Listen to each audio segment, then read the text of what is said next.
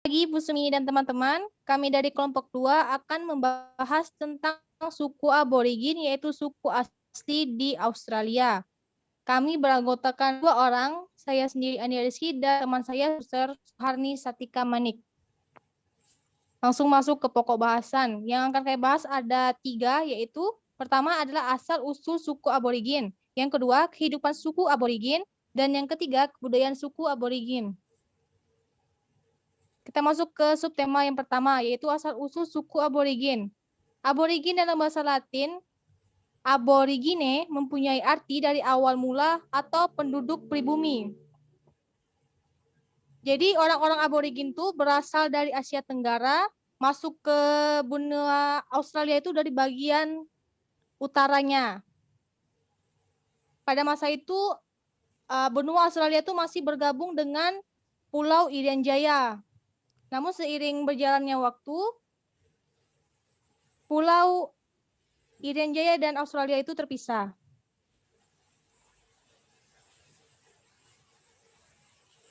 Masyarakat pribumi tergeser karena bangsa pendatang yang lebih cerdas berkulit putih dari Eropa. Secara fisik, suku aborigin itu memiliki kesamaan seperti orang-orang Papua, yaitu berkulit gelap, berambut ika atau keriting, tapi seiring berjalannya waktu, kulit mereka berubah menjadi coklat-coklatan. Pada tahun 1770, James Cook mendarat di pantai timur Australia dan menamakan New South Wales sebagai bagian dari Britania Raya. Kolonialisasi Inggris di Australia pada tahun 1788 dan menjadi tempat hunian para kolonialisasi. Selanjutnya akan dijelaskan oleh Suster Suharni. Baiklah, saya akan melanjutkan. Kan para kolonisasi kan sudah datang ke Australia, sehingga ada percampuran perkawinan campur yang dinamakan adalah asimilasi. Jadi kita lihat dampak asimilasi yang ada di Australia ya, para kolonialisme kepada masyarakat pribumi. Yang pertama itu adalah dampak pada kesehatan, yaitu adanya penyakit baru yang menyebabkan kematian. Kenapa? Karena banyaknya wabah, ada banyak wabah yang membuat pribumi itu meninggal karena memang mereka belum terbiasa untuk menerima dengan para kolonialisme dengan orang lain, mungkin sudah terbiasa dengan habitat mereka sendiri sehingga orang lain yang datang sehingga membuat menimbulkan berbagai ketidaksesuaian dengan lingkungan hidup mereka.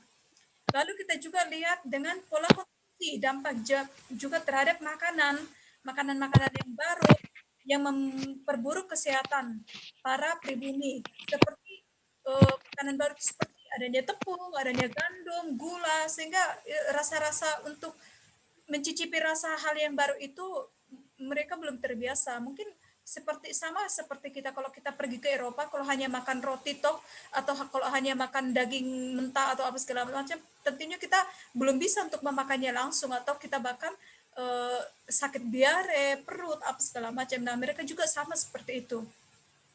Lalu terjadi juga pada dampak sosial, membuat mereka menjadi seperti orang Eropa. Jadi para kolonisasi dari Eropa itu datang menghampiri mereka, membuat mereka juga hidupnya seperti orang Eropa. Jadi ada yang anak-anak kecil itu mereka sudah diadopsi dan sudah jadi udah dipersiapkan akan menjadi seperti orang Eropa. Sampai sekarang itu sangat kenyataan kalau mereka tuh sudah tercampur ya, lebih dari itu sampai sekarang juga ya. Dampak kebudayaan juga kita lihat bagaimana dampak kebudayaan yang akan kita jelaskan nanti.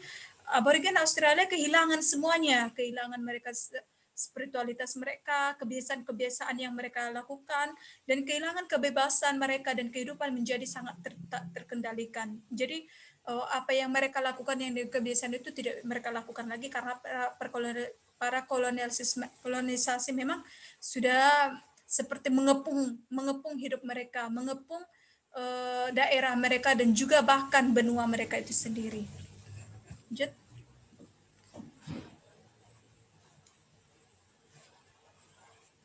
Lanjut di. Lalu kita lihat kehidupan suku aborigini. kita lihat ya dari tempat tinggal mereka, dari kehidupan, dari kebiasaan-kebiasaan mereka. Nah, mereka itu dulunya itu mereka mendiami pantai-pantai utara dan timur. Jadi kalau ada pantai atau ada air sama ya seperti nenek moyang kita ya, ada persamaan, selalu ada persamaan. Dengan cepat dalam mereka juga cepat menanggapi perubahan iklim dan lingkungan. Karena apa? Karena mereka juga kalau di Australia sana kan ada salju, mereka juga harus pindah ya, harus berpindah ke tempat yang tidak ada salju atau musim kemarau mereka harus pergi yang ada air atau musim dingin atau segala macam. Pokoknya mereka itu mampu beradaptasi dengan keadaan alam dan mereka juga langsung berpindah-pindah tempat atau bahkan mereka di tempat itu sendiri tetapi mereka dapat bertahan begitu. Lalu berburu, mereka juga sama halnya ya, seperti nenek moyang kita mengumpulkan makanan, yaitu food gathering. Mereka di mana pergi mencari makanan dan mengumpulkan dan mereka makan bersama-sama. Lalu orang Aborigine ini menganggap diri mereka ini juga adalah seperti bagian dari alam. Semua benda-benda alam seperti binatang, tumbuh-tumbuhan, mereka ya menurut mereka itu adalah sifat yang sama dengan mereka itu sendiri, sama seperti manusia. Oleh karena itu tradisi Aborigine itu sangat menjaga keharmonisan alam. Sampai sekarang juga Australia sama sangat menjaga alam ya, sangat menjaga hutan yang ada di Australia sampai saat ini. Binatang-binatang juga mereka sangat mencintai, bahkan mereka ada sebagian yang memelihara dan pokoknya alam ciptaan itu mereka jaga. Lanjut. Lalu kita melihat cara-cara mereka atau alat-alat yang mereka lakukan, yaitu misalkan alat transportasi. Kok mereka bisa berpindah-pindah tempat? Berarti mereka ada yang bersifat yang melalui darat, ada juga melalui air. Tetapi yang dari melalui air ini, mereka menggunakan watercraft, yaitu seperti sampan ya atau seperti bot.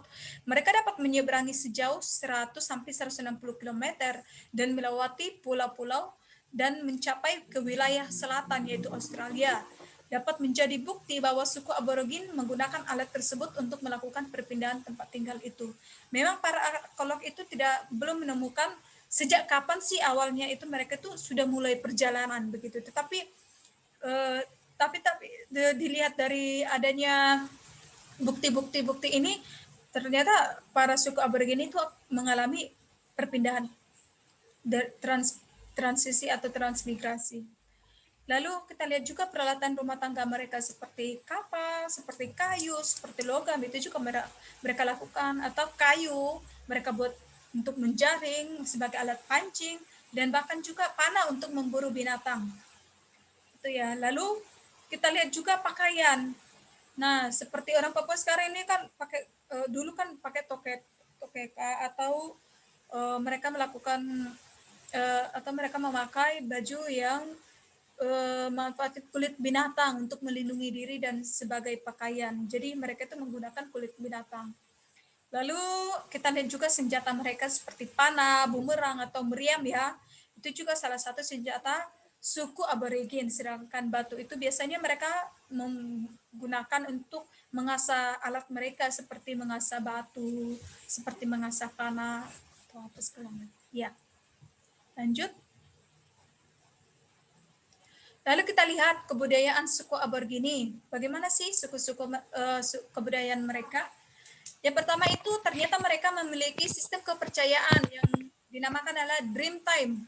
Jadi dream time itu kepercayaan kepada arwah nenek moyang dan juga kepercayaan kekuatan-kekuatan yang magic yang dimiliki oleh alam terutama binatang. Jadi mereka tuh sama seperti kita nenek moyang dulu, kita tuh menyembah pohon, menyembah batu-batu begitu. Jadi mereka itu juga sama halnya, ada memiliki kesamaan. Itu mereka tuh masih memiliki kekuatan magic kepada pohon atau alam dan juga binatang. Lalu mereka juga memiliki tarian tradisional. Jenis tarian yang suku berbeda itu pada umumnya mereka menari dengan gerakan tangan, kaki, badan yang tetap, khususnya hentakan kaki seperti orang Irian Jaga juga sama. Lalu alat musik yang ini dinamakan adalah digredido. Jadi ini alat musik ini hingga sekarang masih digunakan dengan enkulturasi dengan musik-musik yang lain. Jadi kita lihat nih beberapa alat musik jadi disatukan sesuai dengan yang modern. Tetapi yang dulu sampai sekarang masih digunakan, masih dipergunakan. Lanjut. Lalu kita lihat juga makanan khas yang namanya adalah bastaker. Jadi bastaker ini adalah sejenis seperti biji-bijian, buah-buahan biji-bijian, tetapi bisa dimakan selain kulitnya. Ini juga modern juga, jadi jenis makanan ini juga hingga sekarang juga masih ada. Tetapi sudah olahan yang modern ya, sudah diolah dengan kemajuan yang sekarang. Jadi jenis makanan ini sudah tapi bahannya hampir sama. Lalu bahasa suku aborigin itu dipakai itu ada beberapa banyak dialek tradisional aborigin di Australia, bahkan ratusan. Tetapi yang sering mereka gunakan itu adalah Creole. Creole itu yang paling banyak digunakan oleh suku aborigin ataupun yang ada di Australia.